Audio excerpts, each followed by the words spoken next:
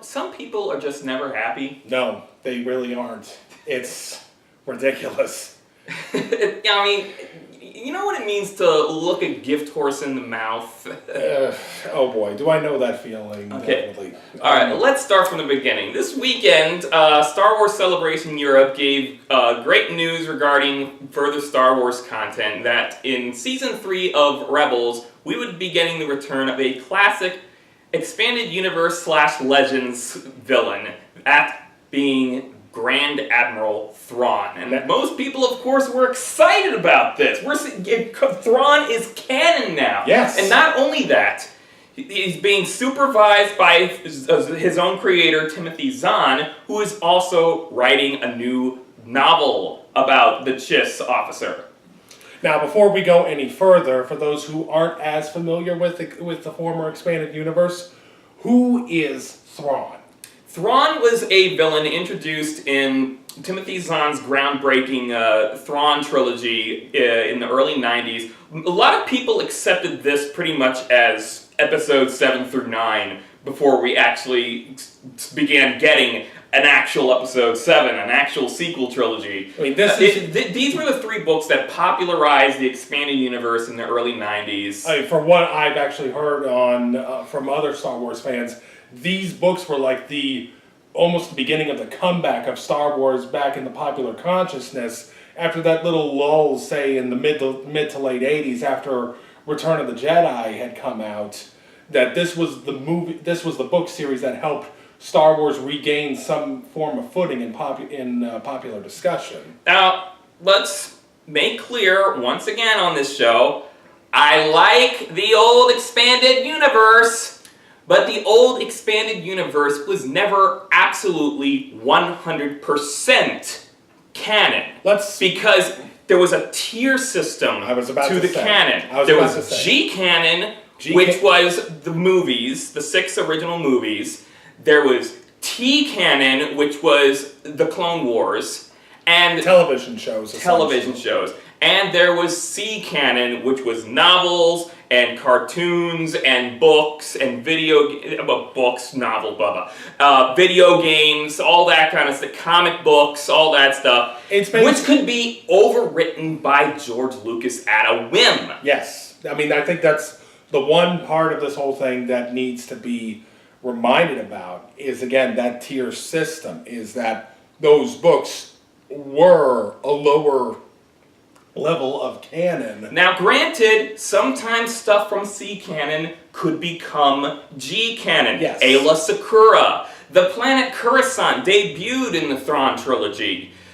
George Lucas snuck the Outrider from Shadows of the Empire into his special edition. Speaking of the Outrider, in the trailer for Star Wars Rebels, there was a ship that looked a lot like the Outrider. Yeah. A similar ship, maybe? Maybe. Same class of ship? Sure looked like it. We'll go in depth a little more on the Rebels trailer a little bit later. Maybe if we have time. We should have time. I don't think that we're going to spend too much longer on this, but then again, famous last words. Don't hold me to that.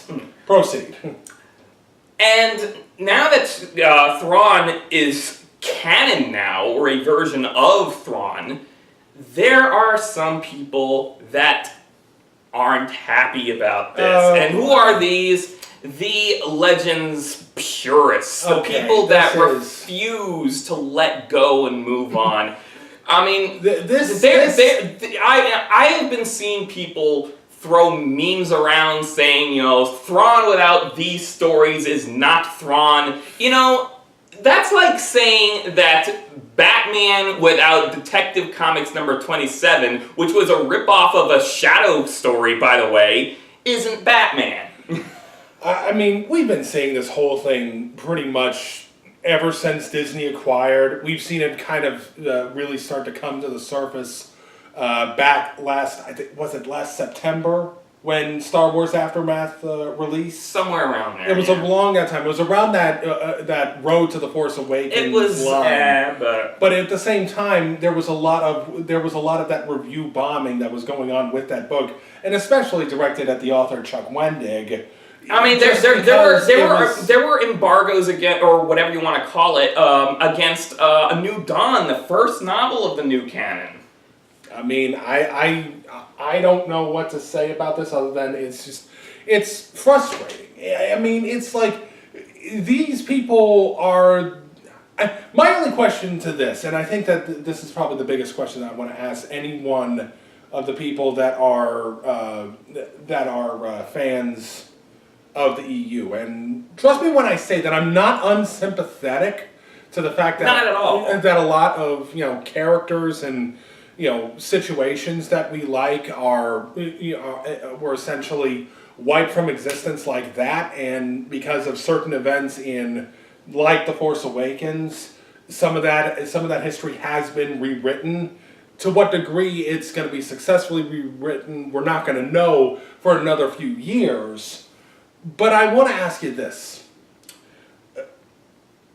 Were you also the kinds of fans that were complaining about George Lucas changing things in the special edition? Were you the same people that were complaining about George Lucas making some of the decisions that he did with story beats in the prequel trilogy? For example, prior to the prequels, it was established that Boba Fett was once a journeyman protector named Jaster Muriel.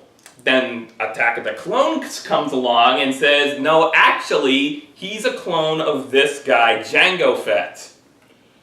I mean... And that was George Lucas's full right as creator of this series. And I think there was no legal reason for him to say, but some author I hired said this, so I can't. Some author my company hired. Yeah. let's be fair about this. I don't know which books are the ones that George.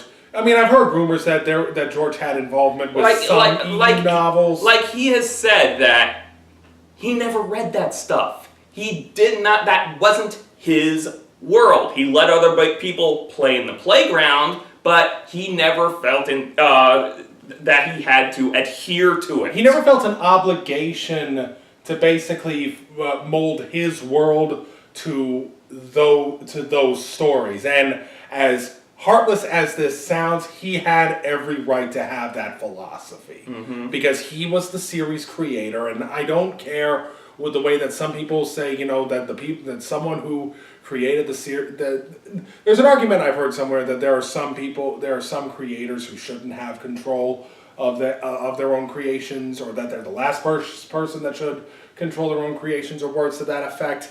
I don't necessarily believe that. I think in some cases I understand where it comes from, but I don't think that George Lucas falls into that category. Look, we've been on this pretty much for what 6 years in running, whenever we've talked about Star Wars in this. The reason that we kind of step up to defend Lucas is because, there's really no one there are very few people out there that are willing to step up and say Lucas. Now, granted, I am at least heartened at the fact that there are more and more people out there that I've discovered through various, through looking through various things that say that, hey, Lucas is not nearly the bad person, the bad creator, writer, whatever, that so many people have made him out to be. That's not to say that he's not without faults. No, and I don't think that, and that's been our point from the whole get-go, is that yes, George Lucas is not a perfect film writer. The prequel trilogy is rife with problems, and we're willing enough to admit that, but we also don't think that those movies should be put in the same places as movies like Street Fighter or Batman and Robin or Jurassic Park 3. No, I don't think that those are that the prequel trilogy are those bad. Hell, let's not forget that Episode 3 actually exists, and I honestly think is a damn good movie. 1 and 2, they're mediocre. One, I'm willing to say, is probably the most overhated movie of the last 20 years. Yeah. 2, I'm not gonna say that it's a great movie in any way, shape, or form. To this day, it's probably still my least favorite of the 6 movies. Mm. And I think that even the most ardent prequel defender will, at the very least, admit that that one is probably the weakest. It has a lot going on, but something just doesn't click about it. Maybe it's the performances are probably It had of a tough job because, because episode 1 was, of course, the starting point, and episode 3 was the one that everyone was most looking forward to. Yes, it had a very unenviable job. It was basically the movie that was caught in the middle. But anyway, back on topic. Yes. Since this announcement of Thrawn, I have seen comments such as, I know what I think, I'll buy any non-Star Wars Timothy Zahn rights. I won't buy Diz canon. Even in the anniversary edition, he admits how much help the pre-established West End Games content was. Well, that isn't in their canon. No legends, no buy, no matter who writes it. Oh, God. Wow, way to treat your precious idol, Timothy Zahn.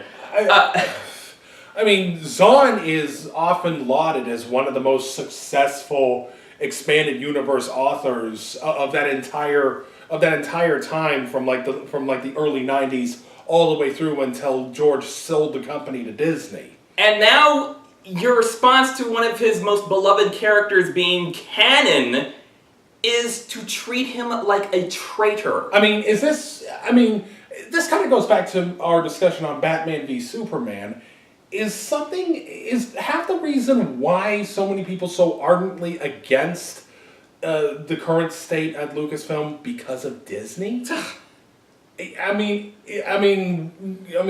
you saw some of the comments that we had in our Batman v Superman video, you know that there are those people out there that are so willing to go to basically die on the hill for Batman v Superman. Like, I saw a comment in that video that said, Batman v Superman Dawn of Justice is a complete and utter disgrace to both Batman and Superman, and I'm glad I didn't see this horrible abomination that was directed by Zack Snyder. If I want to see anything DC related, I'll watch Tim and Dini's DC animated universe from 1992 to 2006. That's far more superior than Batman v Superman Dawn of Justice. And don't even get me started with the Marvel Cinematic Universe, that's also complete garbage, except for Iron Man 1, The Incredible Hulk, and Captain America the Winter Soldier, and a disgrace to Marvel Comics.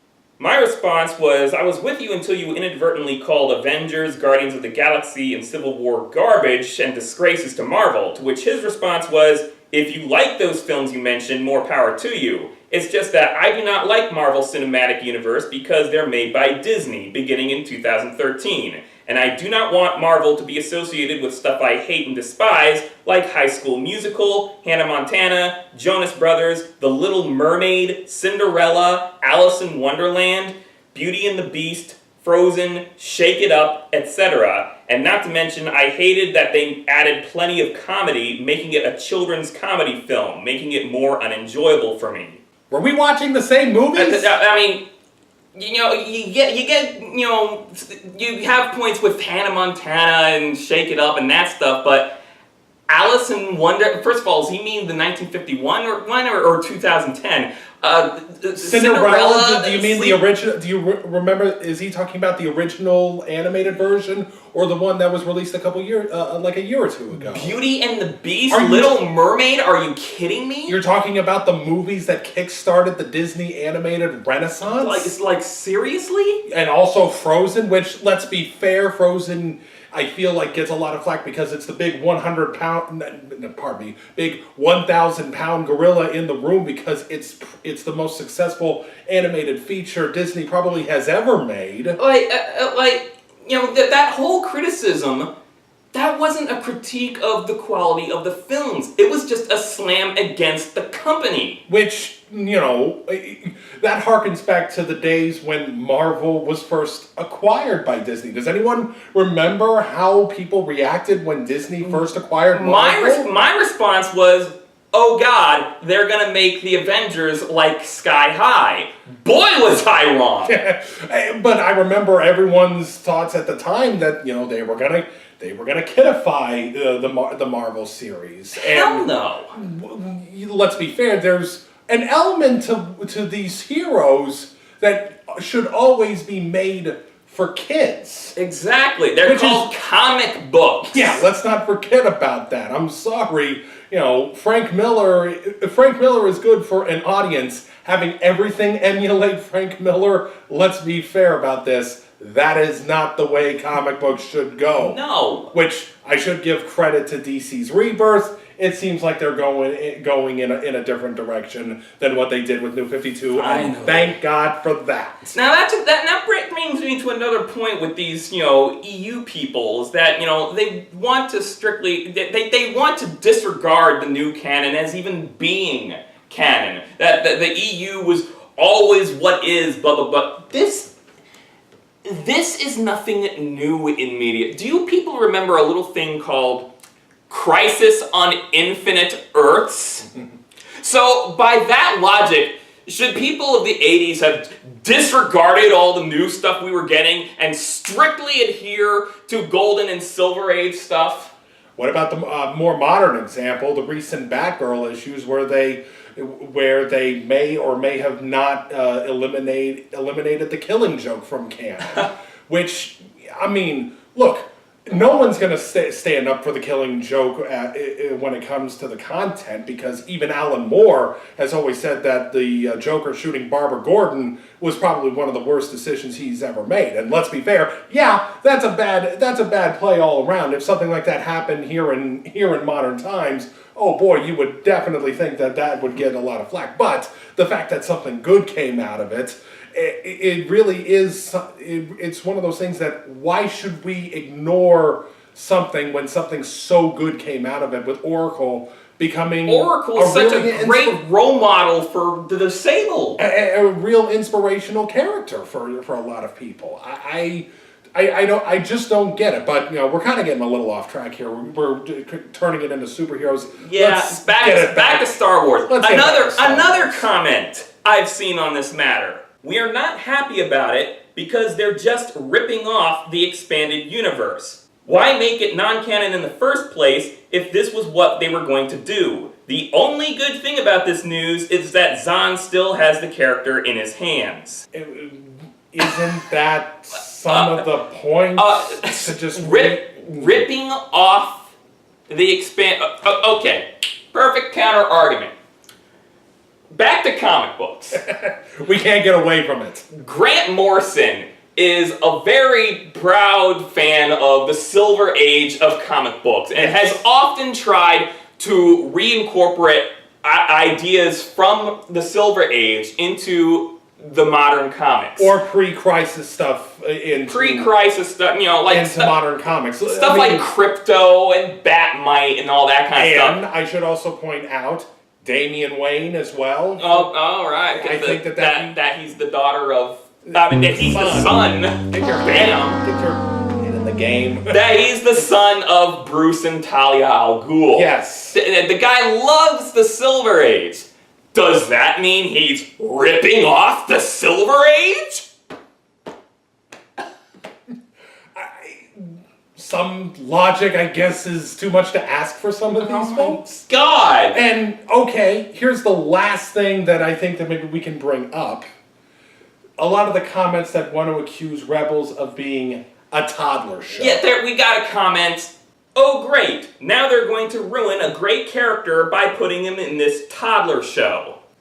Do you remember in 2008 when people were saying the exact same thing about the Clone Wars? I do indeed. Does anyone remember in that exact time how the character of Ahsoka Tano was initially treated by the vast majority of old-time Star Wars fans? Not pleasantly! Not pleasantly at all. And when she returned in Rebels, there was so much rejoicing. And because of what happened at the end of Season 2 of Rebels, there's as many people just at a loss wondering, what happened? Did she actually survive? Was she struck down by Vader? It's left ambiguous enough for all of us to wonder what might have happened. This show goes in incredibly dark direction. We just got a teaser scene from Season 3 where an Ugnaught gets shot dead by a ship. To be fair... A toddler show? Really? to be fair, he does get sent up skyward in a very cartoonish fashion. But then again, that's always been a hallmark of Star Wars. The dude just got blown up. I mean, I don't know how anyone can still accuse Dave Filoni and his crew for making a Toddler Show after all this time. It just doesn't make any sense to me. I mean, these people, I don't think will ever be 100% satisfied unless the EU comes 100% back and the new canon is just gone. And I think it has more to do with just people's opinions of Disney rather than interesting storytelling. I'm not going to sit here and say that there may be some stinkers in the new canon, but there were stinkers in Legends. I don't know of much myself, but I'm sure that there's a lot of people who could bring it up. I mean, let's be fair. There was like this. There was a Legends book with like this. There was this powerful being that was just like this blob. A blob. Do you want another example? There was a Jedi Master that was like a cute little doggy thing. I would also maybe bring up Splinter of the Mind's Eye as a possible stinker. But then again, that was the first expanded universe material, really. And originally that was supposed to be the sequel until we got Empire Strikes Back. Back. So be fair about that.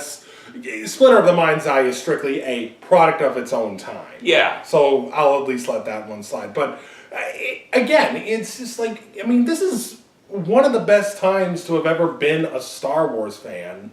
What with so many new things coming out, and especially now with a dedicated story group at Lucasfilm making sure that, hey, everything that comes out is on the same level. And if you know about it, great, it could enrich it. If you don't know about it, well, okay, but it's not going to kill your enjoyment of a series. I just look at it and I look at some of the online reaction and it's just frustrating. I mean, a lot of it, again, is just, this is stuff that we've been seeing for the better part of a decade. This is the stuff that we've seen when people criticize Lucas, when people criticize, J.J. Abrams for whatever things went on with The Force Awakens. I mean, Force Awakens is not a perfect movie, let's be fair. It's not perfect, no. It was a great deal of fun. It was a hell of a lot of fun. And when have movies not been about having a hell of a lot of fun? I mean, when did that stop happening? Because I feel as though that when people criticize, these fun movies for bad story turns or for story turns that I don't think are necessarily, 100%, meat to the bone of the movie, it just feels like that they're just looking for reasons to complain. I guess we better wrap this up right now. I just want to, reiterate something that Jason Swank once said not long ago on one of the Rebel Force Radio podcasts regarding people that complained about The Force Awakens simply not adapting one of the expanded universe books. Get over it. Please. Get over it. Get over this whole loss of I've gotten over it. Like I said, I like the expanded universe, and I was very disappointed to see it be rendered non-canon. I was certainly disappointed as well, because I've read up on a lot of the EU characters, and there were a few in there that I would have liked to have seen, but I'm not going to let that, dictate my enjoyment of this franchise moving forward, because that's just not how it should be. Like, I like Knights of the Old Republic, and am I gonna let it not being canon anymore ruin my experience with Star Wars? Fuck no! Oh, it's a fun game! I mean, am I gonna look back upon like the Rogue Squadron games any differently because they're not 100% canon to the Star Wars story? Not a chance! I mean, it just is at this point is that, think about all that we have coming up. We've got the new Rebel season in fall, which looks to be even another, step forward with the series, especially after 2 seasons, which you could say what you want about them, though I think you could agree that season 2 definitely got better as it went on. Oh, that finale! The finale was phenomenal, and you can make the same argument about Clone Wars as well, that they didn't really maybe get excellent until about maybe towards the end of season 2, beginning of season 3. Thereabouts, maybe. Something along those lines. But, so if they continue along this track, this should be one of the seasons that really puts Rebels as a top flight series. And that's not a bad thing. And I think that's one of the good things that, we were all very, very disappointed when Clone Wars got the boot after the Disney acquisition. But I think that out of those ashes, let's face it, we've gotten a new set of characters that we've grown fond of, and we're now looking forward to see where the adventures are going to take them, and see kind of how close to the edge of episode 4 they actually skate towards. We don't know that for now. Maybe Filoni's got a couple more surprises lined up for us. Who knows? And then after, after Rebels, we get Rogue One, speaking of skirting close to episode 4. Rogue One telling one of the stories telling a story in a period of time that I have always been the most curious about when it comes to the Star Wars timeline. That period of time between episode 3 and episode 4. That's one of the reasons why I've been so willing to give Rebels the benefit of the doubt, is because it's a series that takes place in that timeline. And it's honestly done, I think, a fairly good job right now. I mean, it depends on how the rest of the episodes go. Who knows how many more seasons they may have planned of it at this moment, but who knows at this point. And then, of course, next year we get episode 8. We don't know the full title of it yet. We'll probably know about that. If not at Comic-Con, we'll probably know by Christmas time this year, probably. And this whole Thrawn news, one thing that made me smile about it is that it put a thorn into a lot of Expanded Universe fanboys' theory that, the reason they got rid of the old canon is they didn't want to pay royalties to all those authors. This kind of nips that in the bud. Not only is Timothy Zahn back writing a new Zahn novel, James Luceno is back writing a tie-in to Rogue One. There you go. I just think that right now it's... I think that Disney at this moment knows what needs to be going on, and even with the news of the reshoots, I always felt the whole thought process of, Disney executives are ordering reshoots because they're not satisfied with the project. I've always found that to be kind of suspect to me, because I've been listening to a lot more of Rebel Force Radio, and they've even said that with some interviews, basically saying, with some actors saying, there hasn't been a major motion picture that I've been a part of that hasn't had major reshoots. Like, I guarantee you, let's be fair, Star Wars as a franchise has basically had some of its best scenes come out of reshoots. Like the cantina scene in episode 4. Oh, yeah. And I'm not even saying this, but, lest we forget the box office champion. Would that count as a reshoot, or would it count as B-roll? I still think that they refer to it as reshoots in some of the documentaries, don't they? At least I think that they do. I could be wrong on that. Let's not forget that there are some of the most successful movies that have ever been made that have been rife with production problems pretty much from word go. Star Wars is no stranger to that. The Superman movies were definitely an example. The original Superman movies, I should point out. Caddyshack, Titanic, probably the best example. Does anyone remember that Titanic was originally a plan for a summer release, but because of all of the production problems, it had to get bumped to Christmas time? And, look what happened there. It's just one of those things. I'm not worried about where the franchise is right now. And I think that if what we have seen with Disney and their handling of Marvel is keeps going to fruition, they know that the best way to make things that are going to make a lot of money is let the creators make what they want, carry the water for the advertising, and make it good advertising. Taking lessons there, Sony.